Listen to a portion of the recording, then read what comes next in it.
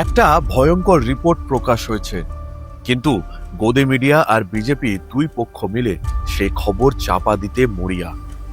SIR শুনানির নামে BJP আর নির্বাচন কমিশন বাংলার মানুষের পকেট থেকে লুটে নিয়েছে প্রায় ২,০০০ কোটি টাকা।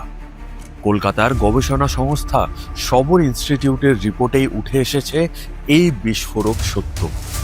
রিপোর্ট স্পষ্ট বলছে, বিজেপির চাপিয়ে দেওয়া এই এসআইআর নাটকের জন্য বাংলার প্রায় ১.৫ কোটি সাধারণ মানুষকে চরম হয়রানির শিকার হতে হয়েছে।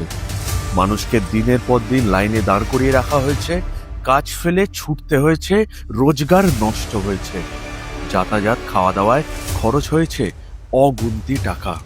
শুধু ন্যূনতম হিসেব ধরলেও বাংলার মানুষের আর্থিক ক্ষতি প্রায় ২,০০০ কোটি টাকা, আর এই হিসেব করা হয়েছে মাত্র ১০০ টাকা মাথা পিছু খরচ ধরে।